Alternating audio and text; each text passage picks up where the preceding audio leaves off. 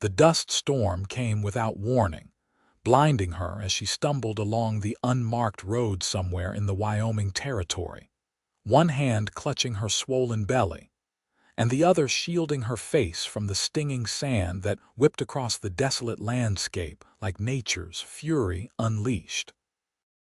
Amelia Foster had been walking for what felt like days, though it had only been since dawn when the stagecoach driver had discovered she couldn't pay the remaining fare and left her stranded 20 miles outside of Taylorsville. Her boots, already worn thin from months of hard travel, had begun to split at the seams, and every step sent a jolt of pain through her swollen feet. The baby kicked hard against her ribs, as if protesting this latest turn of events, and she couldn't blame the child. What kind of mother was she, bringing an innocent life into a world where she had nothing to offer but empty pockets and a heart full of regrets? The year was 1882, and the Wyoming Territory was still wild enough that a woman alone was an oddity. A pregnant woman alone was a scandal, and a pregnant woman alone without money or prospects was essentially invisible. Amelia had learned this harsh truth over the past 4 months since fleeing St. Louis and the man who had promised her the world but delivered only bruises and broken promises. Thomas had been handsome and charming, a gambler who always had a smooth word and an easy smile, right up until the day she told him about the baby. His smile had vanished then, replaced by cold eyes and colder words. When his fists followed, she knew she had to leave or die trying. She had sold everything she owned, which wasn't much, and bought a ticket west with some half-formed notion of reaching California, where she'd heard a woman could start fresh. But the money ran out somewhere in Nebraska, and she'd worked in a laundry in Cheyenne for 6 weeks until her condition became too obvious, and the owner's wife decided she was a bad influence on the other girls.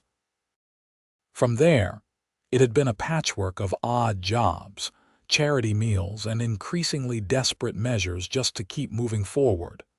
The dust storm intensified, and Amelia could barely see 5 feet in front of her face. She knew she should find shelter, but there was nothing out here, just endless prairie and the occasional cluster of rocks. Her water had run out that morning, and her throat felt like sandpaper. The baby kicked again, harder this time, and she pressed her hand against her belly. "I know, little one," she whispered, her voice cracking. "I am trying. I promise I am trying." Through the swirling dust, she thought she saw something, a darker shape that might have been a building. She changed direction, stumbling over the uneven ground, her vision blurring from exhaustion and dehydration. The shape grew larger, more solid, and she realized it was indeed a structure, a house or barn, she couldn't tell which. Relief flooded through her so intensely that her knees buckled, and she fell hard onto the dusty ground. "Get up," she told herself fiercely. "Get up or die here." She clawed her way back to her feet and continued forward, each step an act of pure will. The building materialized more clearly now, a sturdy ranch house made of timber and stone, with a wide porch and shuttered windows. Smoke rose from the chimney, which meant someone was home. Behind the house, she could make out the vague shapes of outbuildings and corrals, though the dust made everything hazy and dreamlike. Amelia reached the porch steps and gripped the railing, hauling herself up one step at a time. Her vision was darkening at the edges, and she knew she was about to collapse. With the last of her strength, she raised her fist and pounded on the heavy wooden door. The sound seemed to echo in her skull, and then everything went dark. When she opened her eyes, she was lying on something soft, a bed or a couch, and the dust storm was just a muffled howl beyond walls. A cool cloth pressed against her forehead, and a cup of water touched her lips. She drank greedily, coughing when she took too much too fast. "Easy now," a deep voice said. Not too fast or you will make yourself sick." She blinked until her vision cleared and found herself looking up at a man's face. He was perhaps 30 years old, with dark brown hair that fell nearly to his shoulders and needed a trim, and eyes the color of warm honey. His face was tanned from years in the sun, with weathered lines around his eyes that suggested he smiled often, though he wasn't smiling now. His expression was serious, concerned as he watched her drink. "Where am I?" she managed to ask, her voice barely above a whisper. "My ranch," he said. "About 15 miles outside Taylorsville. I am Yates Irving. You collapsed on my porch." "I am sorry," she said automatically, trying to sit up. "I did not mean to impose. I will leave." His hand on her shoulder was gentle but firm, stopping her. "You are not going anywhere in your condition, especially not in this storm. It is not safe." "I have no money," she said, feeling tears prick at her eyes. She hated crying, hated showing weakness, but she was so tired and scared. "I cannot pay you for your kindness." "Did I ask for payment?" Yates said, his tone mild. "You needed help, I helped. That is what decent people do." She stared at him, trying to detect the catch, the expectation that always came with male generosity. But his honey-colored eyes were steady and honest, without the calculating gleam she had learned to recognize in men like Thomas. "Drink some more," he said, offering the cup again. "Then I will get you some food. When did you last eat?" "Yesterday morning," she admitted. "A farmer's wife gave me some bread and cheese." Something flickered in his expression, anger perhaps, but not directed at her. "This territory is supposed to be civilized now," he said, almost to himself. "But we still let pregnant women wander the road starving." He stood and walked to a small kitchen area. The house was simple but well-maintained, with handmade furniture and clean wooden floors. A fire crackled in the stone fireplace, and the windows were shuttered tight against the storm. She could see a rifle mounted above the fireplace, and various tools and equipment arranged neatly along the walls. It was clearly the home of a bachelor, but a tidy one. Yates returned with a bowl of soup and some bread. "It is just rabbit stew," he said. "Nothing fancy, but it is hot and filling." The smell alone made her stomach clench with hunger. She took the bowl with shaking hands and forced herself to eat slowly, though every instinct screamed at her to gulp it down. The stew was simple but well made, rich with meat and vegetables, and the bread was fresh enough to still be slightly warm. "Thank you," she said between careful spoonfuls. "I have not eaten anything this good in months." He nodded and sat down in a chair across from her, giving her space. "What is your name?" "Amelia Foster," she said. She saw no reason to lie. "And how did you come to be walking alone through a dust storm in the middle of nowhere, Miss Foster?"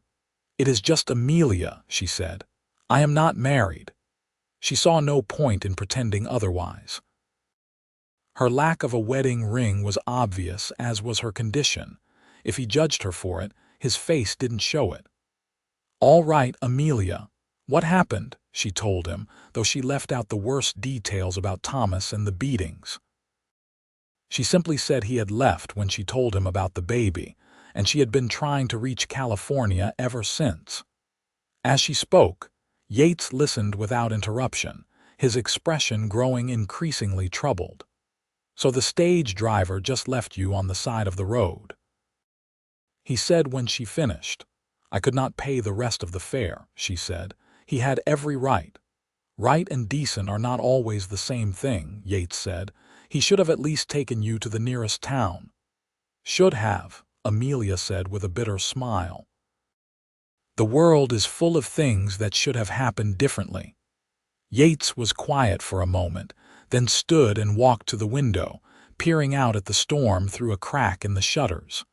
"This should blow over by tomorrow morning," he said. "You can stay here until it does, and then I will take you into Taylorsville. There is a boarding house there run by a woman named Mrs. Henderson. She is tough but fair, Maybe she will have work for you." "Thank you," Amelia said. She finished the soup and set the bowl aside. "I truly am grateful. Most men would not be so kind to someone like me." He turned back to face her, and his expression was serious. "Someone like you? You mean someone who needs help? I would be a poor excuse for a man if I turned away a woman in need." She didn't know what to say to that, so she said nothing. The exhaustion was creeping back now that her belly was full and her eyelids felt heavy. "You should rest," Yates said, noticing. "That is my bed. I will sleep by the fire." "I cannot take your bed," she protested. "You can and you will," he said firmly. "You are carrying a child and you need proper rest. I will be fine with a bedroll by the fire. I have slept in worse places."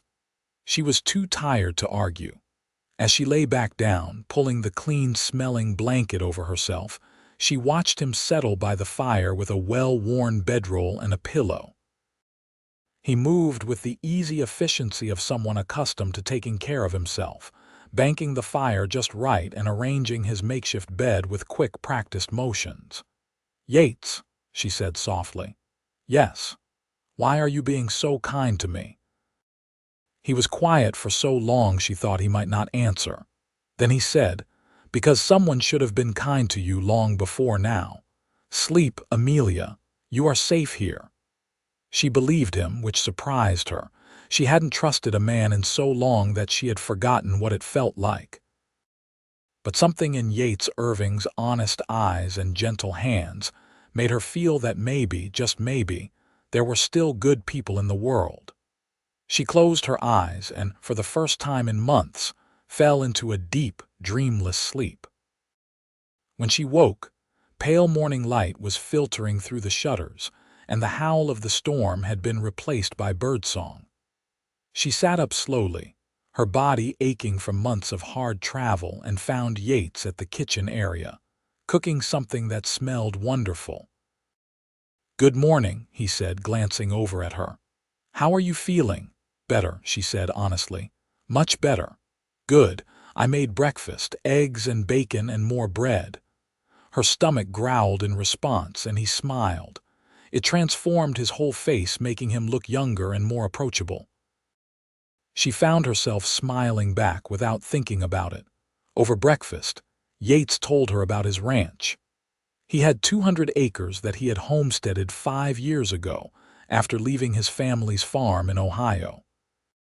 He raised cattle and horses, did some farming on the side, and made enough to live comfortably, though not extravagantly. He had no wife or children, though he was quick to mention that he had been engaged once, back in Ohio. "What happened?" Amelia asked, then immediately regretted the question. "I am sorry, that is too personal." "It is all right," Yates said.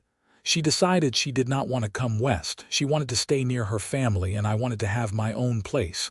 We parted on good terms." He paused. "Mostly good terms. Do you regret it, coming out here alone?" He considered the question. "Sometimes. It can be lonely, but I like the work and I like being my own man, answering to nobody but myself. Out here, what you make of your life is up to you. I appreciate that." After breakfast, he hitched up his wagon and they set off for Taylorsville. The storm had passed completely, leaving the air clean and fresh, and the prairie stretched out around them in all directions, vast and beautiful and slightly terrifying in its emptiness. Amelia sat beside Yates on the wagon seat, very aware of his presence beside her. He was a large man, tall and broad-shouldered from hard work, but his movements were careful and controlled, especially around her. "How much longer until the baby comes?" he asked as they drove. 2 months, I think," she said. "Maybe less, I am not entirely sure." "You have not seen a doctor?" She laughed, but there was no humor in it. "Doctors cost money. I have been lucky to afford food." His jaw tightened, but he said nothing. They rode in comfortable silence for a while, and Amelia found herself studying him from the corner of her eye. He was handsome in a rough, unpolished way, all-weathered skin and calloused hands and honest eyes, so different from Thomas, who had been pretty and smooth and ultimately hollow. "Why do you live alone?" she asked. "A man like you, with a good ranch and a kind heart, you could have your pick of wives." He looked uncomfortable. "I suppose I am particular, and the women in Taylorsville are mostly already spoken for or not interested in a rancher's wife life. It is hard work and lonely." "It cannot be lonelier than being surrounded by people who all think you are shameful," Amelia said quietly. His hand found hers and squeezed briefly before returning to the reins.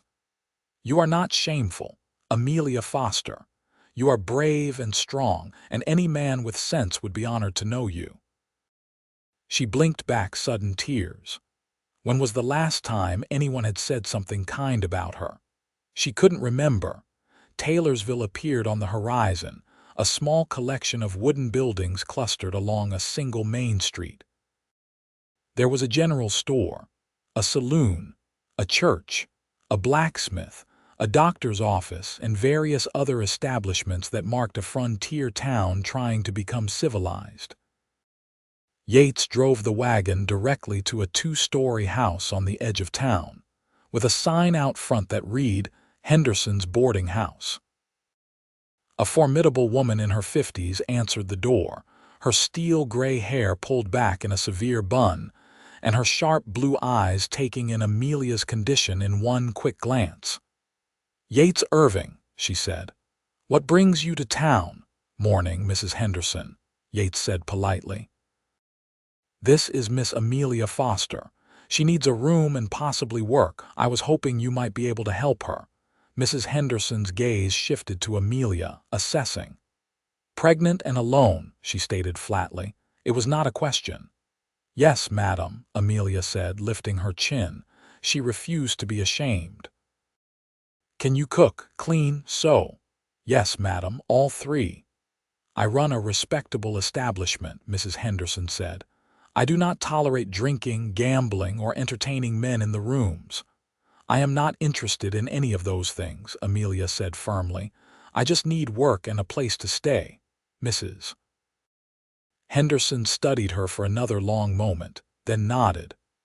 "I have a small room on the second floor. You can have it in exchange for helping with the cooking and cleaning. When the baby comes, we will figure something out. I will not have a woman and child on the street." Relief washed through Amelia so intensely she felt dizzy. "Thank you," she managed. "Thank you so much." "Do not thank me yet," Mrs. Henderson said dryly. "You have not experienced my standards for cleanliness. I am particular." But there was a hint of kindness beneath the stern exterior. Yates helped carry Amelia's meager belongings inside, which took all of 2 minutes since she owned almost nothing. The room was small but clean, with a narrow bed, a washstand, and a single window that looked out over the street. After Mrs. Henderson left to attend to other business, Yates lingered in the doorway. "Will you be all right here?" he asked. "Yes," Amelia said. "Mrs. Henderson is intimidating, but I can see she is a good woman underneath." "She is," Yates confirmed. "Her husband died 10 years ago, and she has been running this place ever since. Half the town is afraid of her, but she has helped more people than she would ever admit." He hesitated. "I should get back to the ranch. The animals need tending." "Of course," Amelia said. "Thank you, Yates, for everything. I do not know what would have happened to me if I had not found your door." "You would have found someone else's door," he said. "You are a survivor, Amelia. I can see that." He turned to leave, then paused. "I come to town every Saturday for supplies. Maybe I could check on you." "Make sure you are settling in," she smiled. "I would like that." After he left, Amelia sat on the narrow bed and looked around her new room. It was not much, but it was more than she'd had in months. A roof over her head, food to eat, work to do. And maybe, just maybe, a friend in the kind rancher who had taken her in without judgment or expectation. The baby kicked, and she placed her hand over her belly. "We are going to be all right, little one," she whispered. I promise." The next few weeks fell into a steady rhythm. Amelia threw herself into the work at the boarding house with determination, proving herself capable and hardworking. Mrs. Henderson, true to her word, was exacting in her standards, but Amelia discovered she appreciated the older woman's directness. There were no games or hidden expectations, just honest work for honest pay. True to his word, Yates came to town every Saturday. At first, he would simply stop by the boarding house to check on Amelia, staying for a cup of coffee and conversation before heading to the general store for his supplies. But as the weeks passed, his visits grew longer.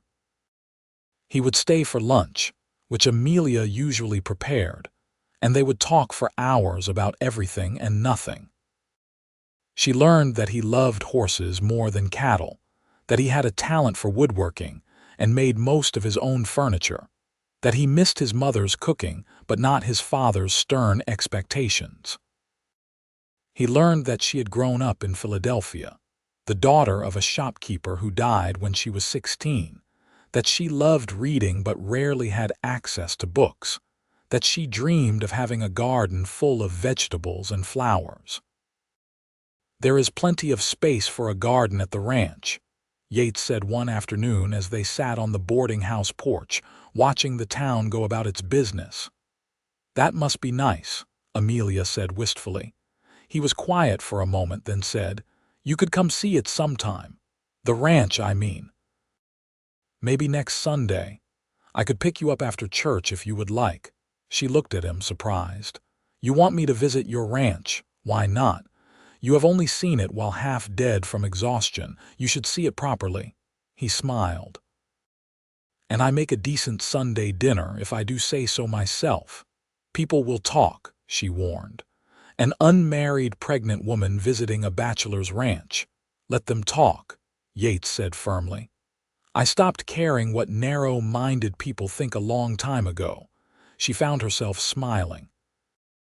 "Then yes, I would love to see your ranch properly." That Sunday, Yates arrived in his wagon just as church was letting out. Amelia had started attending services at Mrs. Henderson's strong suggestion, and while some of the town women gave her cold looks, others had been surprisingly kind. The pastor was a young man named Reverend Thomas, who preached about compassion and forgiveness more than fire and brimstone, and Amelia found his sermons comforting. The ride to the ranch took about an hour, and Amelia spent most of it marveling at the landscape. In the weeks since she had arrived, summer had fully settled over the Wyoming Territory, turning the prairie gold and green. Wildflowers bloomed in surprising profusion, and the sky seemed impossibly big and blue. "It is beautiful," she said. "I never imagined the West would be so beautiful." "Wait until you see the mountains in winter," Yates said. "They turn purple and pink at sunset. It is something to see." The ranch looked different in daylight and good weather. The house was larger than she had realized, with a wide porch perfect for sitting out on warm evenings. The barn was well maintained, and the corrals held several horses and a small herd of cattle. Everything spoke of hard work and careful attention. "Let me show you around," Yates said, helping her down from the wagon. He was always careful with her now, aware of her growing belly and the way she tired more easily as the pregnancy advanced. He showed her everything: the barn where he kept his horses and tack, the chicken coop, the root cellar, the workshop where he did his woodworking. She could see the pride he took in his land, and it warmed something inside her. This was a man who built things, who created and nurtured rather than destroyed. "And this," he said, leading her to a spot behind the house, "is where a garden could go. The soil is good here and it gets sun most of the day. You could grow just about anything." She looked at the empty plot of earth and imagined it filled with vegetables and flowers, with life and color and growth. "It would be beautiful," she said softly.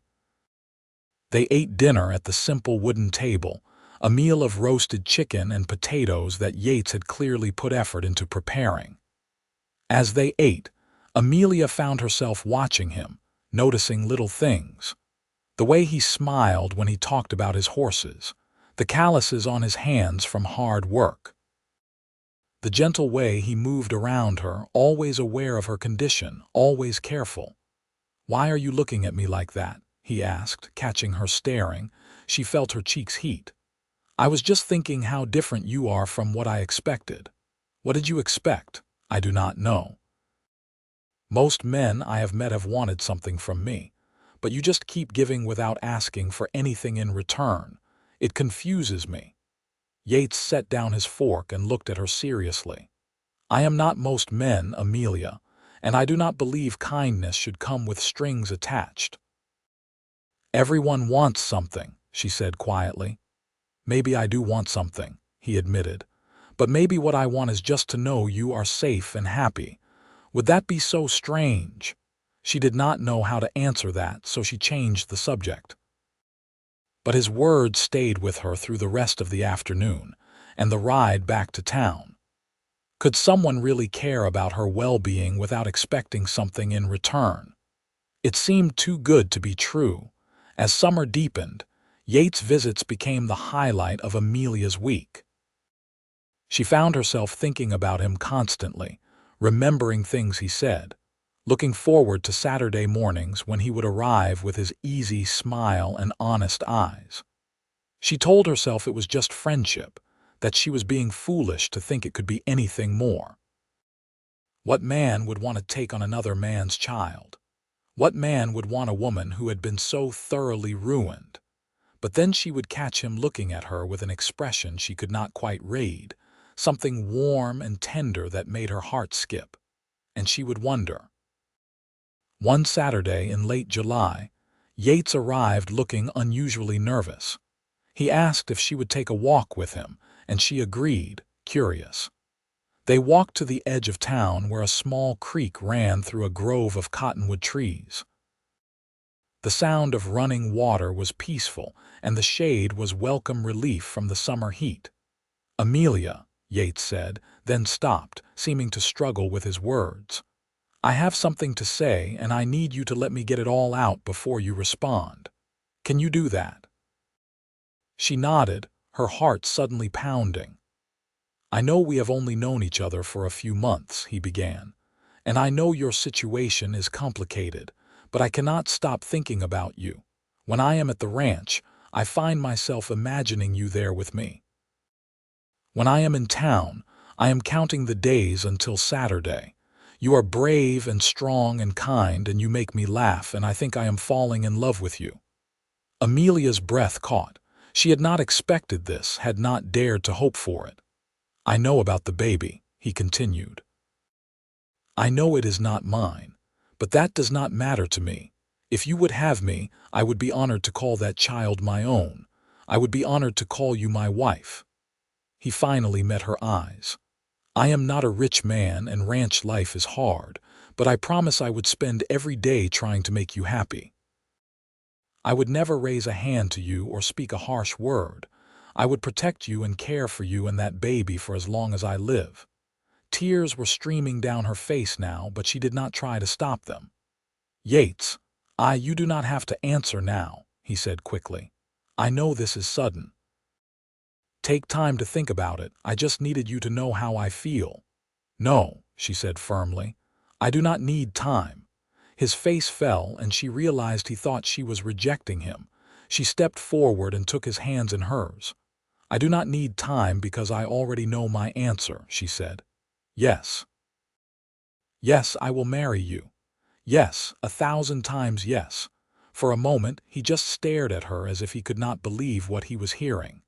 Then he smiled, that wonderful transforming smile, and pulled her gently into his arms, careful of her belly. "You mean it?" he whispered against her hair. "I mean it," she said. "I think I started falling in love with you the moment you gave me water and told me I was safe. You are the best man I have ever known, Yates Irving."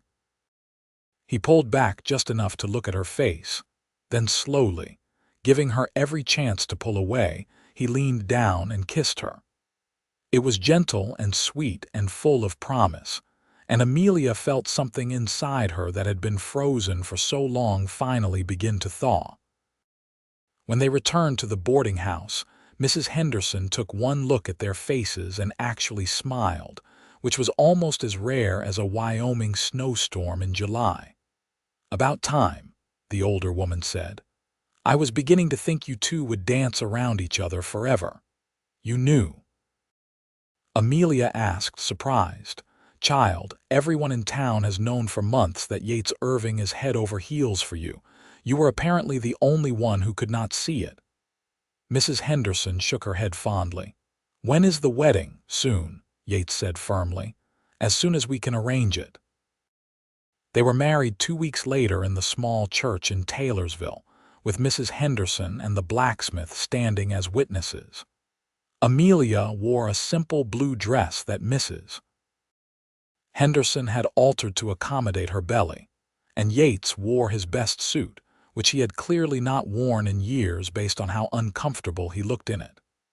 Reverend Thomas performed the ceremony, his young face beaming with genuine happiness for them. "Do you, Yates Irving, take this woman to be your lawfully wedded wife?" the Reverend asked.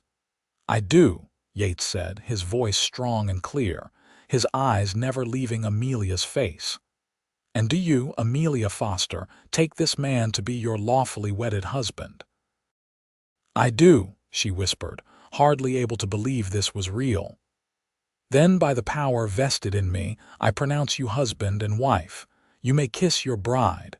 Yates kissed her gently, sweetly, a promise sealed before God and witnesses. When they pulled apart, Amelia saw tears in his eyes matching her own. "You are home now," he whispered so only she could hear. "You are home."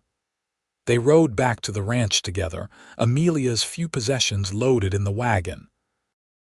As they pulled up to the house that was now her home, Amelia felt a wave of emotion so strong it nearly overwhelmed her. Just a few months ago, she had been starving and desperate, collapsing on a stranger's porch. Now she had a husband who loved her, a home of her own, and a future full of possibility. Yates carried her over the threshold, laughing when she protested that she was too heavy. "You are perfect," he insisted, setting her down gently in what was now their home. That night they lay together in the bed that was now theirs, and Yates held her carefully, his hand resting on her belly where the baby kicked. "Does it hurt?" he asked. "When the baby moves like that, sometimes," she admitted. "Mostly it just feels strange. Like there is a whole other person inside me, which I suppose there is." "I cannot wait to meet him," Yates said. "Or her." "You really mean it, do you not?" Amelia said softly. "About raising this baby as yours, I really mean it," he said firmly. "That child is part of you, which makes them part of me now. I will love this baby just as much as any children we might have together." "You want more children?" "If you do," he said. "If your body can handle it and you want them, I would love to have a whole house full of children. But if you do not, that is fine too. I just want you, Amelia. Everything else is extra."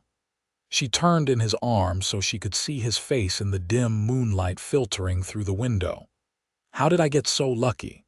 After everything that happened, how did I end up finding you?"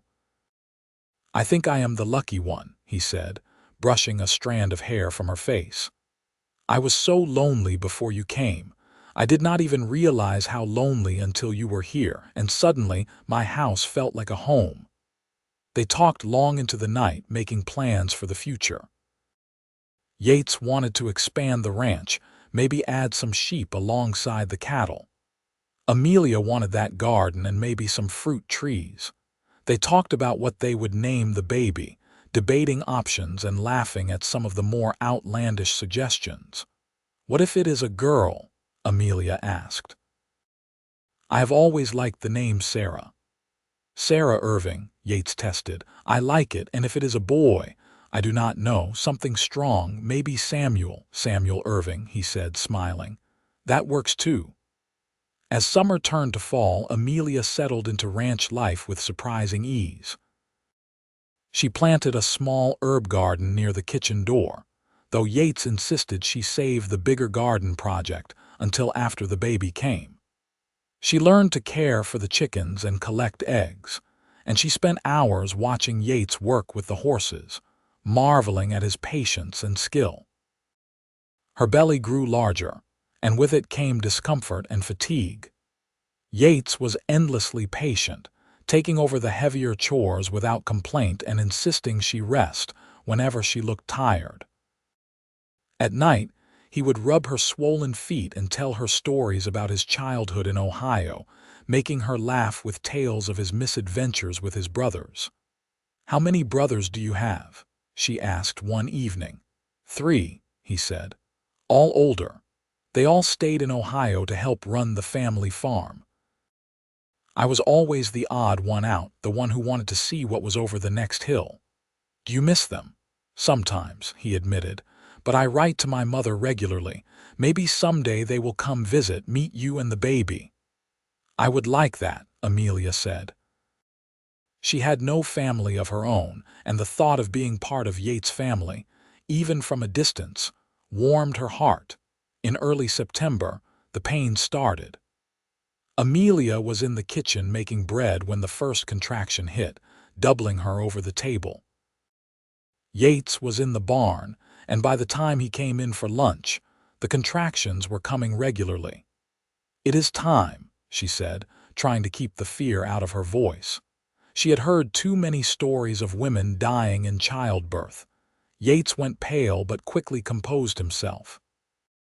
"I will ride to town and fetch the doctor." "There is no time," Amelia said as another contraction gripped her. "The baby is coming now." For just a moment Yates looked terrified, then his jaw set with determination. "All right, I have helped birth calves and foals. How different can it be?" "Very different," Amelia said with a weak laugh. But Yates proved surprisingly capable. He helped her to the bed, fetched clean linens and hot water, and held her hand through the worst of the contractions. He did not flinch at the blood or the screaming, just kept telling her she was doing great, that she was so strong, that he was right there with her. When the baby finally came, sliding into the world with an indignant wail, Yates caught her with gentle, capable hands. "It is a girl," he said, his voice full of wonder. He quickly cleaned the baby and wrapped her in a clean cloth before placing her on Amelia's chest. "You did it, love. You did it." Amelia looked down at the tiny, perfect face of her daughter and felt her heart expand in a way she had not known was possible. The baby had a shock of dark hair and was screaming lustily, her little fists waving in the air. "Hello, Sarah," Amelia whispered. "Hello, little one." Yates leaned over them both, and Amelia saw tears streaming down his face. "She is perfect," he said. "Absolutely perfect." In the days that followed, Yates proved to be a devoted father. He took over all the household chores without complaint, brought Amelia meals in bed, and changed diapers without a word of protest. At night, when Sarah cried, he would walk her around the house, singing off key lullabies that somehow always soothed the baby back to sleep. "You are so good with her," Amelia said one evening, watching him rock Sarah gently in his arms. "She is my daughter," Yates said simply. "Why would I not be?" "Not every man would feel that way about another man's child," Amelia said softly. Yates looked at her seriously. "She is not another man's child, Amelia. She is our child, yours and mine. The circumstances of her conception do not change that. I was there when she came into this world. I held her first. I will be the one to teach her to ride and read and everything else a father teaches. In every way that matters, she is mine." Amelia felt tears well up, as they seemed to do at everything these days. "I love you so much, Yates Irving." "I love you too," he said, coming to sit beside her on the bed, Sarah still cradled in his arms. "Both of you, my girls." As fall deepened into winter, Their little family found its rhythm. Sarah was a good baby, crying only when hungry or wet, and sleeping reasonably well at night. Amelia recovered quickly from the birth and threw herself back into the work of the ranch, though Yates constantly fussed that she was doing too much too soon. The first snow came in November, dusting the prairie white and making everything look clean and new. Yates was right about the mountains. They turned the most amazing shades of purple and pink at sunset, and Amelia would stand on the porch with Sarah bundled in her arms, watching the light show in awe. "I never imagined I could be this happy," she told Yates one evening as they sat by the fire, Sarah asleep in a cradle Yates had made with his own hands. "Neither did I," he admitted. "There were times I wondered if I had made a mistake coming out here alone. Now I know I was just waiting for you." Christmas came, and Yates rode into town to pick up supplies and a few special items he had ordered. When he returned, he brought a small evergreen tree that he set up in the corner of the main room, and a package wrapped in brown paper that he presented to Amelia with a shy smile. "It is not much," he said, "but I wanted to get you something special." Inside the package were 3 books, real bound books with pages that still smelled of ink. Amelia gasped. Books were expensive, a luxury they could barely afford. "Yates, this is too much." "It is not," he said firmly. "You told me you loved reading. These are novels. I asked the shopkeeper which ones were best for a woman." She threw her arms around him, the books pressed between them. "Thank you. This is the best gift anyone has ever given me." That night, after Sarah was asleep, Amelia sat by the fire and began reading aloud while Yates worked on repairing a saddle. It became their evening ritual, her voice filling the house with stories while he worked with his hands, occasionally commenting on the plot or asking her to repeat a particularly interesting passage. Winter in Wyoming was harsh, with blizzards that lasted for days and temperatures that could kill an unprepared person in minutes. But inside their sturdy house, Amelia felt safe and warm. She cooked and cleaned and cared for Sarah, while Yates tended the animals and kept the fire burning. They played cards in the evening and talked for hours, learning each other's thoughts and dreams. "Do you ever regret it?" Amelia asked one night as they lay in bed, listening to the wind howl outside. "Marrying me, taking on Sarah." "Never," Yates said firmly. "Do you regret marrying me?" "Not for a second," she said honestly. "But I worry sometimes that you are missing out. You could have married a proper woman, someone with a good reputation and a dowry." "I do not want a proper woman," Yates said. "I want you. You are brave and strong, and you make me laugh. You are a wonderful mother and an amazing wife. What more could I possibly want?" "You are too good to me," she whispered. "Impossible," he said, pulling her closer. "You deserve everything good this world has to offer, Amelia Irving. I am just trying to give you a fraction of it." Spring came slowly, the snow melting in fits and starts until finally the prairie turned green again. Amelia planted her garden with Yates' help, carefully setting seeds in neat rows while Sarah watched from a blanket in the shade. The work was hard but satisfying, and within weeks, green shoots were pushing up through the dark earth. "Look," Amelia said excitedly one morning. "The tomatoes are sprouting." Yates came to look, wrapping his arms around her from behind and resting his chin on her shoulder. "You are going to have an amazing garden." "We are going to have an amazing garden," she corrected. "You helped plant half of it." "Only because you made me," he teased. She turned in his arms and kissed him. "Thank you for this, for all of this. For giving me a home and a life I never dreamed I could have. Thank you for filling my house with love and laughter," he said seriously. "Before you came, this was just a place I lived. Now it is a home." In late spring, Yates needed to drive a small herd of cattle to sell in a town 2 days' ride away. He was reluctant to leave Amelia and Sarah alone, but she insisted. "We will be fine," she said firmly. "I have the rifle and I know how to use it. The animals will be fine for a few days." "You need to sell those cattle. If anything happens," he started. "Nothing will happen," she interrupted. "Go, make the sale, come back. We will be here waiting for you." He left at dawn, looking back over his shoulder multiple times until he was out of sight. Amelia waved until she could no longer see him, then went back inside to start her day. He was gone for 4 days, and Amelia managed the ranch with quiet competence. She milked the cow, fed the chickens, collected eggs, and cared for Sarah. At night, she locked the door and kept the rifle close, more as a precaution than because she expected trouble.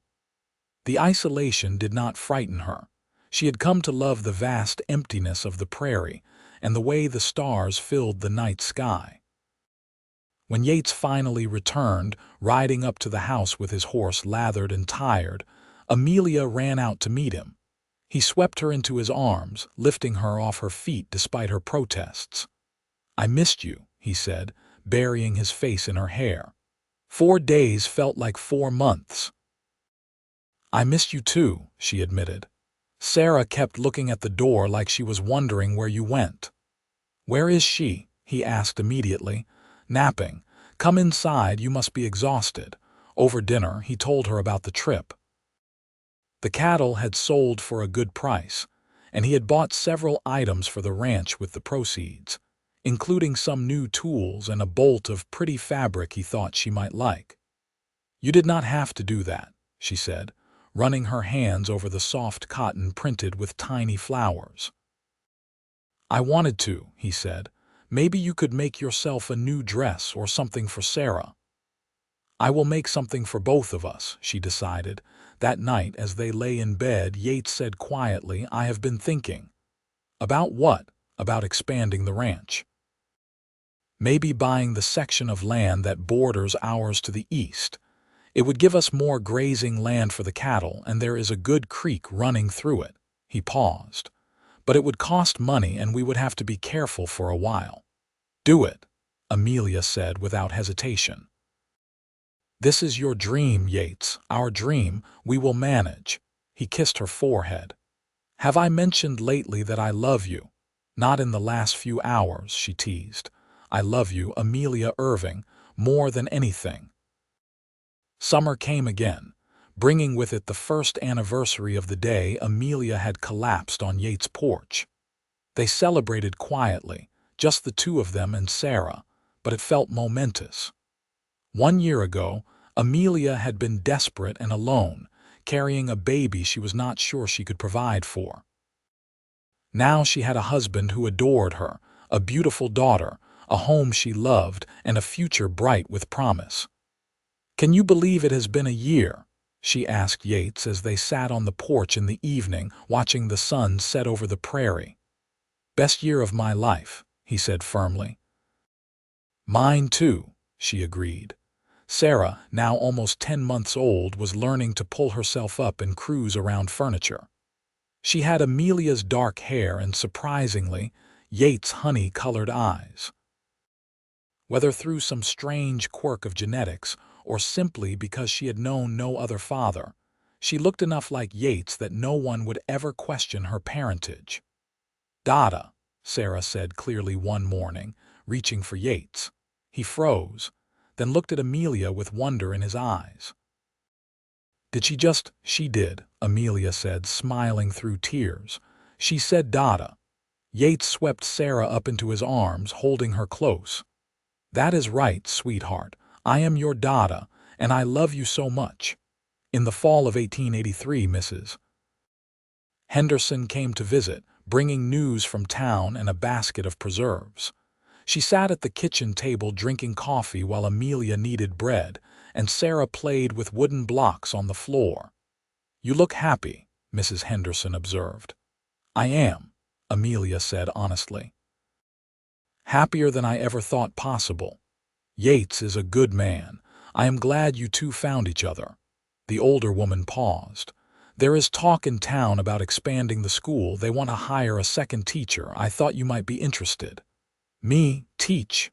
Amelia had never considered it. "You are educated, well-spoken, and good with children. Why not? The pay is not much, but it would be your own money." Amelia considered it. "Let me talk to Yates." When she brought it up that evening, Yates was immediately supportive. "If you want to teach, you should teach. I can watch Sarah during the day. Ranch work is flexible like that. You would not mind." "Mind spending more time with my daughter?" "Why would I mind?" He smiled. "Besides, you should have something that is yours, Amelia. You work so hard here, but I want you to have your own dreams too." So Amelia became a teacher, riding into town 3 days a week to work with the youngest children while Yates managed Sarah and the ranch. She discovered she loved teaching, loved seeing the moment when a child's eyes lit up with understanding.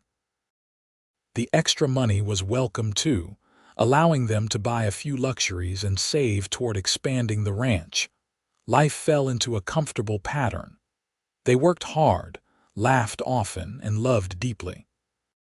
Sarah grew from a baby into a bright, curious toddler with her father's easy smile and her mother's determination. Amelia's garden flourished, providing vegetables for their table and extras to sell in town. The ranch prospered under Yates' careful management, and they were able to buy the additional land he wanted. In the spring of 1884, Amelia discovered she was pregnant again. This time was different from her pregnancy with Sarah. There was no fear or uncertainty, only joy and excitement. Yates was thrilled, constantly fussing over her and insisting she not work too hard. "I am pregnant, not dying," she laughed when he tried to forbid her from tending the garden. "I know, but I worry," he said. "I cannot help it." "I know you do," she said fondly, "and I love you for it." "But I am fine. We are fine." Their son was born in December 1884, during a blizzard that trapped them in the house for 3 days. This birth was easier than Sarah's, perhaps because Amelia knew what to expect and Yates was less panicked. The baby came quickly, slipping into the world just before dawn on a morning when the wind howled and the snow piled high against the windows. "A boy," Yates said, his voice full of wonder as he held his son for the first time. "We have a son." "We have a son," Amelia echoed, watching her husband hold their baby with infinite tenderness. They named him Samuel Yates Irving, and Sarah was immediately fascinated with her new baby brother. She would sit beside him for hours, patting his head gently and singing nonsense songs that somehow always made him stop crying. "She is going to be a wonderful big sister," Yates observed. "She already is," Amelia agreed. With 2 children, the house felt fuller and louder and even more like a home. Yates built an addition the following summer, adding 2 bedrooms so the children could each have their own space as they grew. He also built a proper workshop where he could do his woodworking without cluttering the main house. Amelia continued teaching, though she cut back to just 2 days a week. Mrs. Henderson, who had become a dear friend, would watch the children on those days, claiming she enjoyed the company and the chaos. Years passed in this way, full of hard work and simple pleasures. They celebrated birthdays and holidays, weathered harsh winters, and enjoyed beautiful summers. They watched their children grow and learn, Sarah becoming a skilled rider and Samuel developing his father's talent for woodworking. In 1887, when Sarah was 4 and Samuel was 3, Amelia gave birth to another daughter, whom they named Margaret Rose. And 2 years after that came another son, Jacob William. Their house was full of noise and laughter, with children constantly running in and out, bringing in dirt and joy in equal measure. "Remember when it was just me in this house?" Yates said one evening as they sat on the porch, watching their 4 children play in the yard. "You miss the quiet?" Amelia asked. "Not for a second," he said, taking her hand. "This is everything I wanted and more than I dared to hope for." The town of Taylorsville grew along with their family. New families moved in, more businesses opened, and the railroad finally reached them in 1889. The wild frontier was slowly being tamed, though there was still wildness enough in the vast prairies and distant mountains.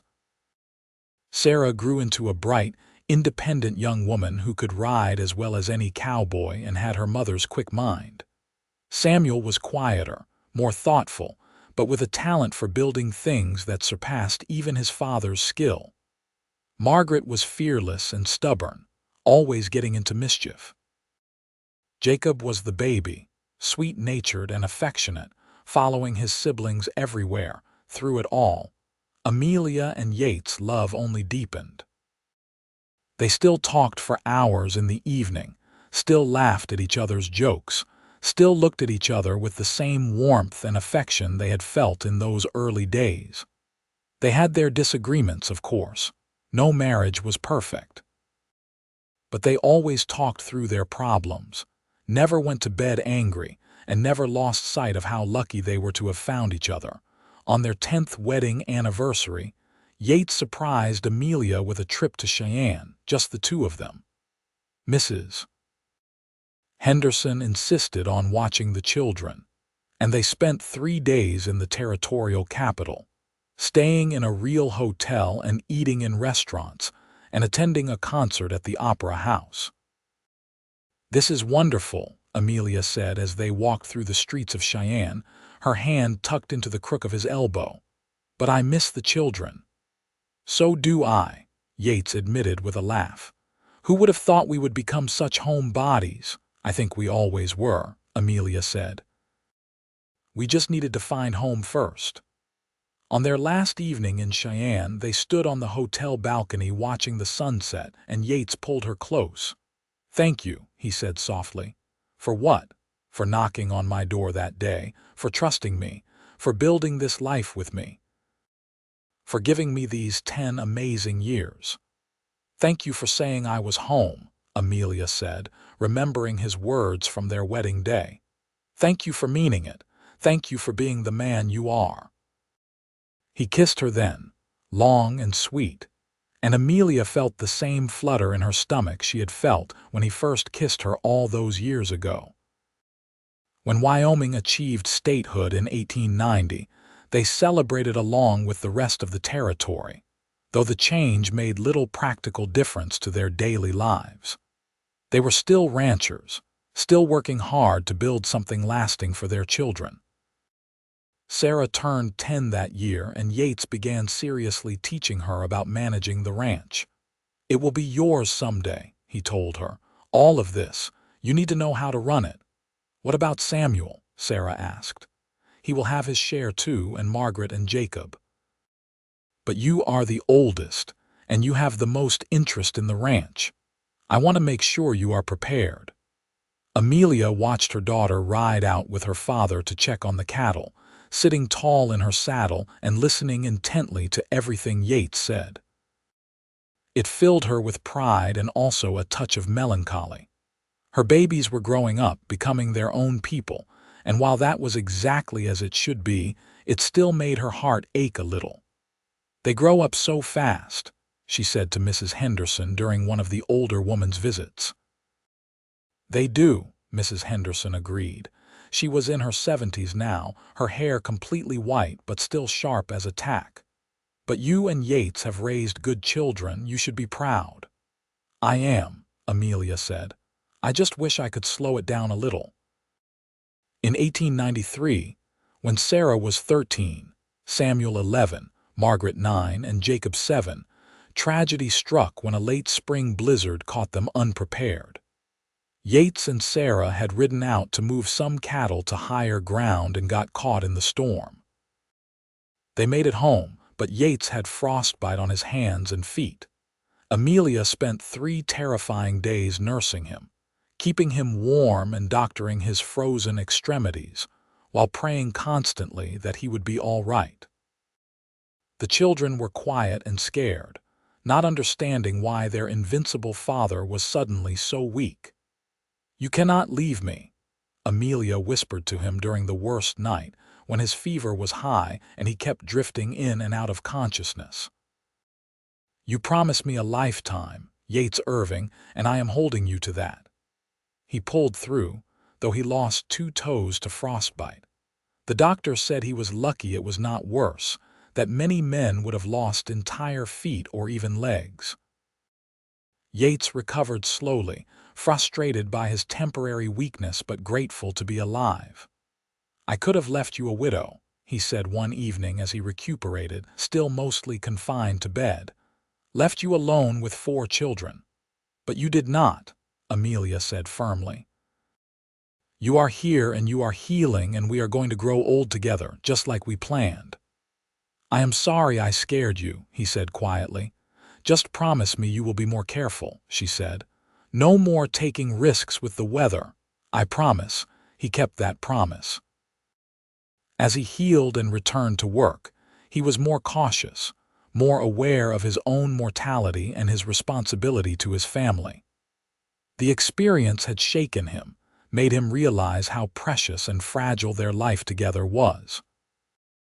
The children grew older, each developing their own personalities and dreams. Sarah remained fascinated by the ranch and spent every free moment learning from her father. Samuel discovered a love of books to rival his mother's and began talking about maybe going to college someday.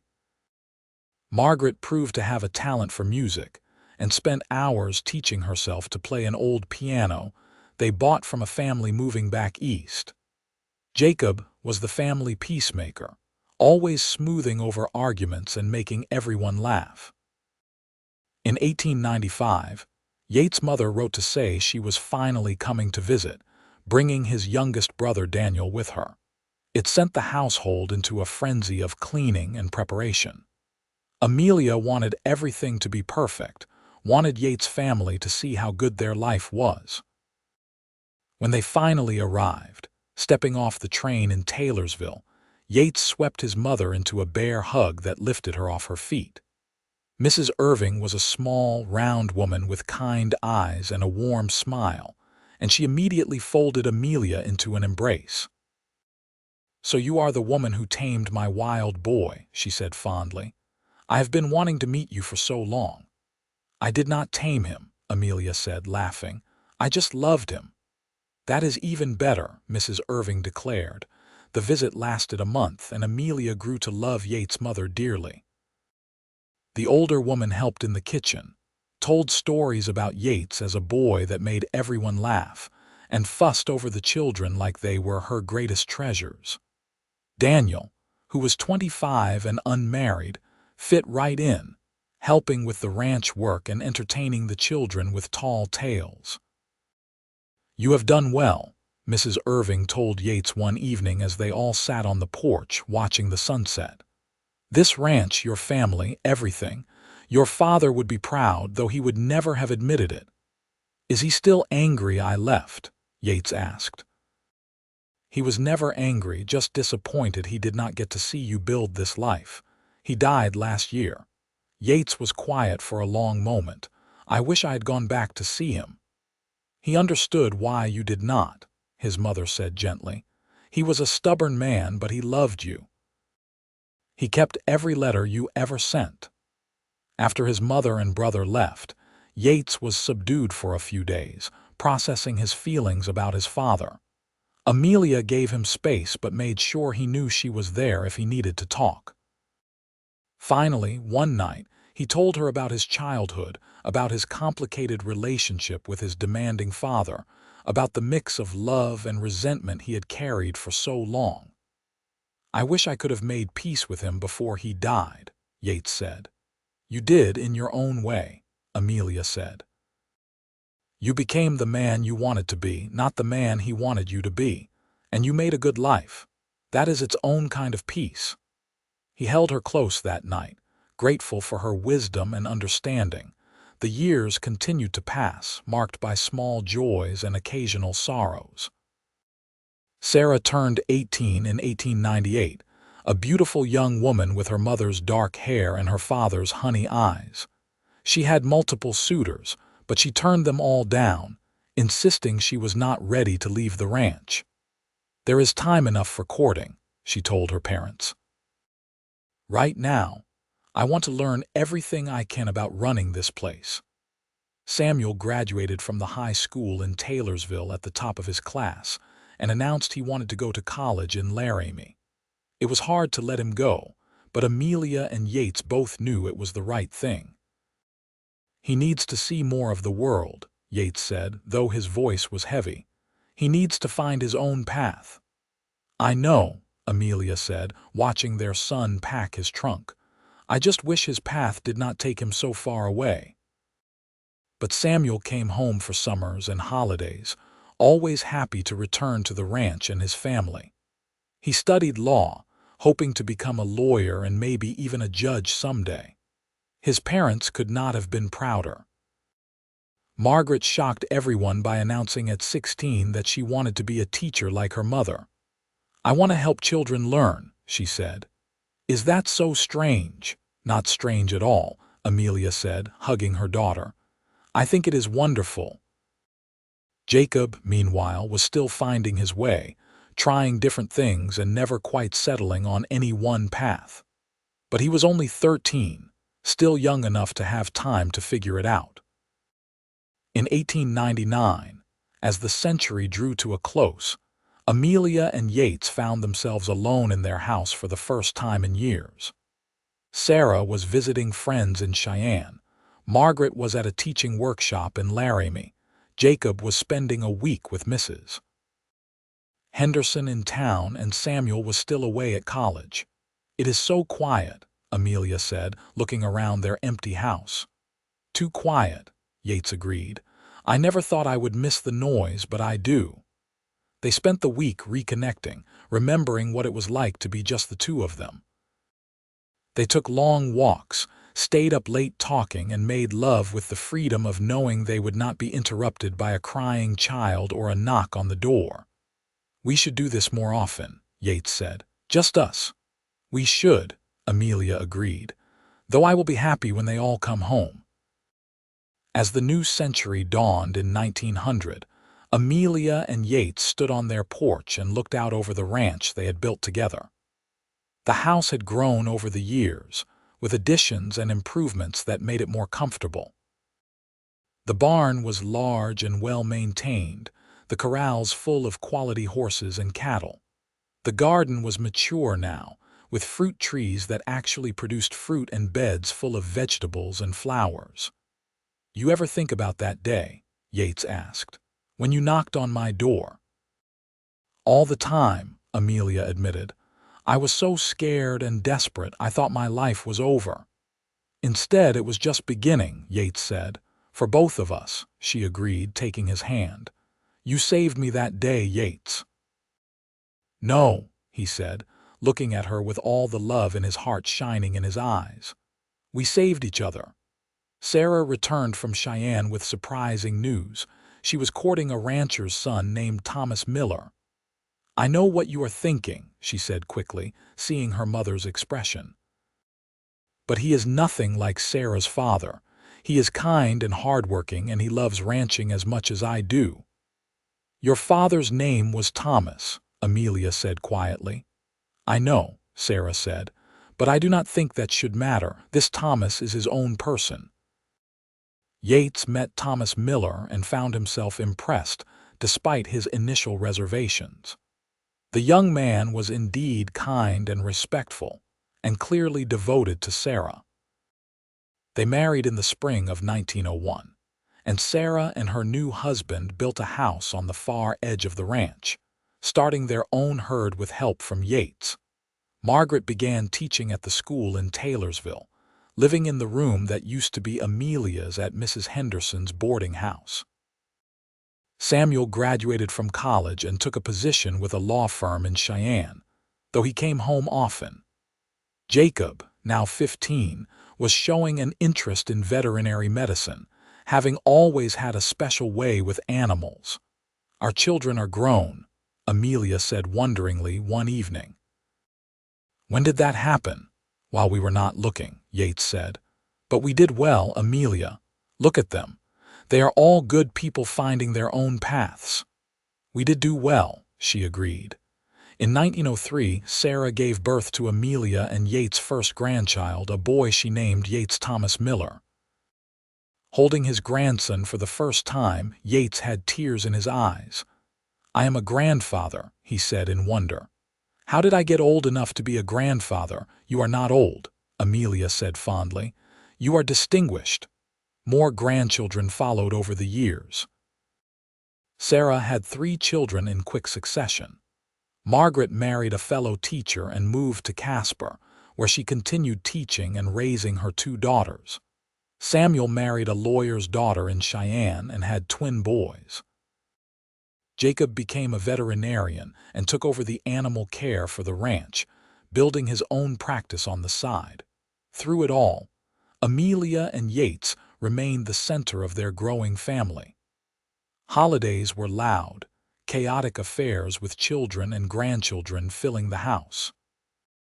Yates built a long table that could seat 20 people, and it was regularly full.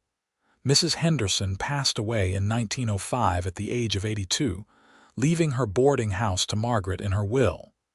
She always reminded me of myself, the old woman had written in a letter to be opened after her death.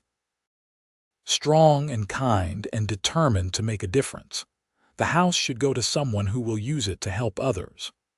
Margaret turned the boarding house into a home for women in difficult circumstances, offering them a place to stay and help getting back on their feet. It seemed fitting, given that it was where Amelia had found refuge all those years ago. In 1910, Wyoming celebrated 20 years of statehood, and Taylorsville threw a big celebration. Amelia and Yates, now in their 50s, attended with their children and grandchildren. They watched the parade, ate too much food at the picnic, and danced to the band playing in the town square.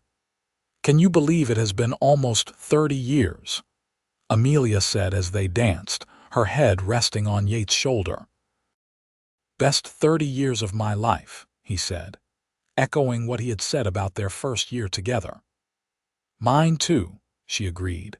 As they grew older, they gradually handed over more of the ranch operations to Sarah and her husband, though Yates still spent every day working with the horses he loved.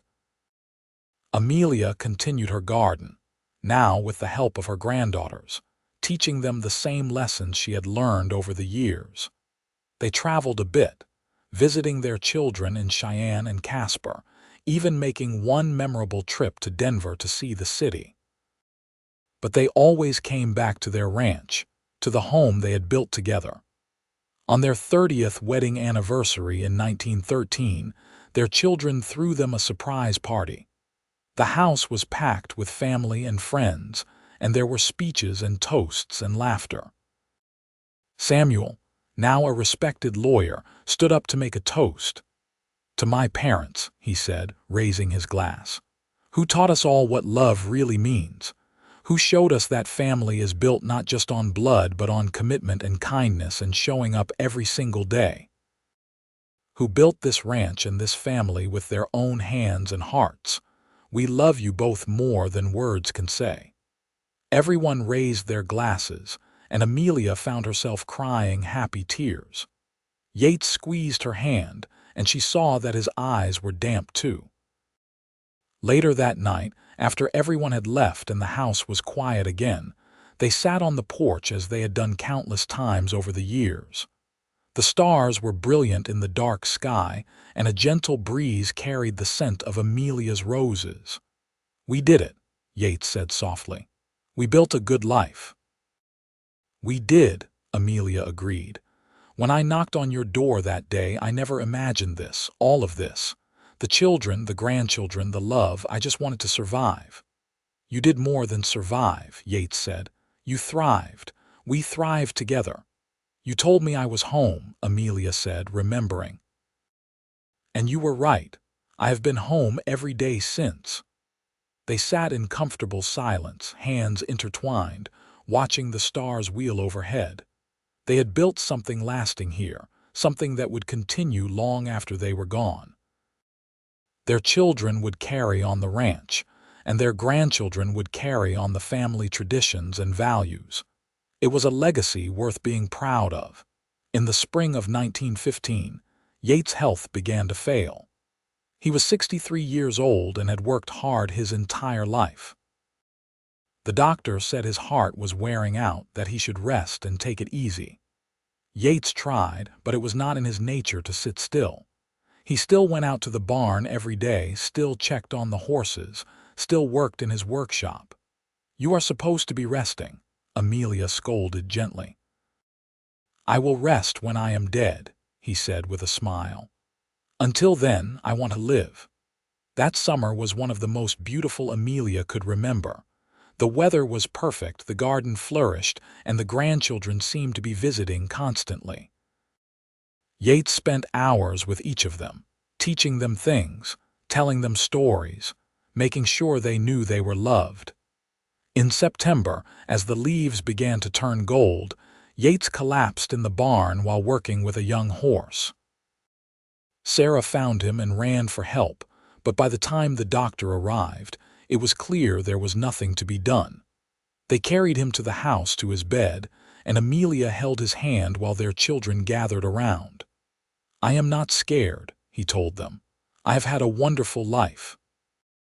I have loved and been loved. That is more than most people get." "Do not talk like that," Amelia said fiercely, tears streaming down her face. "You promised me we would grow old together." "We did grow old together," he said gently, reaching up to touch her face. "We had 33 beautiful years, Amelia. Some people do not get even 1 year of the kind of happiness we have had." "It is not enough," she whispered. "It will never be enough." "I know," he said. "But it is what we get. Promise me you will be happy. Promise me you will keep the ranch going, keep the family together. Promise me you will tend your garden and read your books and enjoy your grandchildren. Promise me you will live." "I promise," she managed to say, "but only if you promise to wait for me. When my time comes, you better be there waiting." "I will be," he said, smiling. "I will always be waiting for you." He died as the sun was setting, surrounded by his family with Amelia's hand in his. His last words were, "I love you." The funeral was held 3 days later, and it seemed like the entire county turned out. Yates had been respected and liked, known for his honesty and kindness, and the way he had built something lasting out of empty prairie. He was buried on a hill overlooking the ranch, under a cottonwood tree he had planted 30 years earlier. Amelia was devastated. For weeks, she moved through the days in a fog, going through the motions but feeling like half of herself was missing. Her children worried, especially Sarah, who had moved back into the main house to help her mother. "You need to eat, Mama," Sarah said gently, setting a plate in front of her. "I am not hungry," Amelia said, staring out the window at the prairie. "Papa would not want this," Sarah said. "He would want you to keep living." "I know," Amelia said. "I just do not know how to live without him." But slowly, day by day, she began to find her way. She threw herself into the ranch work, spending long hours in the saddle checking on cattle and horses. She worked in her garden, pulling weeds with almost violent intensity. She held her grandchildren and read to them from the books Yates had given her all those years ago. And gradually, the sharp edge of grief began to dull. She never remarried. The thought never even occurred to her. Yates had been the love of her life, the man who had saved her and given her everything. There would never be anyone else. Instead, she poured her energy into her family and the ranch. She worked alongside Sarah and Thomas, teaching her grandchildren everything Yates had taught her. She traveled occasionally to visit her other children, but always came back to the ranch, to the home she and Yates had built together. She lived for another 20 years, passing away in 1935 at the age of 76. She died in her sleep, peacefully in the bed she had shared with Yates for over 3 decades. Her last words, spoken to Sarah the evening before, were about her husband. "I will see him soon," she had said with a smile. "He promised he would wait for me." They buried her next to Yates on the hill under the cottonwood tree, and the entire family gathered to say goodbye.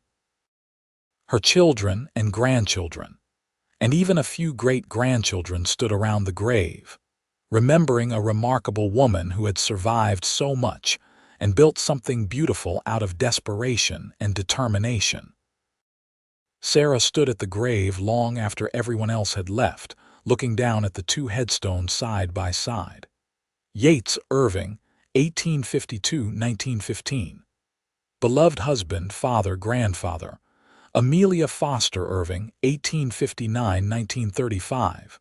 Beloved wife, mother, grandmother. She was home. The ranch continued under Sarah's management, passed down through generations just as Yates had planned. The house was maintained and expanded, but the original structure remained, a testament to the love story that had begun there. And on quiet evenings, when the wind blew just right across the prairie, you could almost hear the echo of laughter and the murmur of 2 voices talking on the porch, planning their future and counting their blessings. The story of Amelia and Yates became family legend, told and retold to each new generation. The pregnant woman who knocked on a stranger's door and the rancher who told her she was home. The couple who built a life and a legacy out of nothing but hard work, determination, and love. It was a simple story in many ways, but it was also the best kind of story, the kind that was true. And in the end, that was what mattered most. Not the grand gestures or dramatic moments, but the simple truth of 2 people who found each other when they needed it most and chose to build something lasting together. They worked hard, they loved deeply. They raised good children and watched those children raise good children of their own. They faced hardships and celebrated joys. They grew old together, exactly as Yates had promised that first night when he told Amelia she was safe. Years later, long after both of them were gone, their great-great-grandchildren would still visit the ranch and hear the stories. They would stand on the hill under the now massive cottonwood tree and look at the headstones and wonder about the lives their ancestors had lived. And they would understand in some essential way that they existed because a pregnant woman had the courage to knock on a stranger's door, and a rancher had the kindness to open it and say the words that changed both their lives forever. "You are home now." Those words, spoken in a moment of compassion, had created a legacy that lasted for generations. They had built a family, a ranch, a life that mattered. And that was the real ending to their story, not the day they died, but the continuing life that sprang from their love. In their children and grandchildren and great-grandchildren, in the ranch that still operated under the Irving name, in the stories told and retold around dinner tables and campfires. Amelia Foster, the pregnant woman who collapsed on a porch in 1882, and Yates Irving, the rancher who took her in, had created something that would last far beyond their own lifetimes. They had created a home, a family, and a love story worth remembering. And in the end, what more could anyone ask for than that? They had lived, they had loved, and they had made a difference. Their story was complete, their ending was happy, and their legacy would endure for as long as there were Irvings on the Wyoming prairie, working the land and remembering the love that had started it all.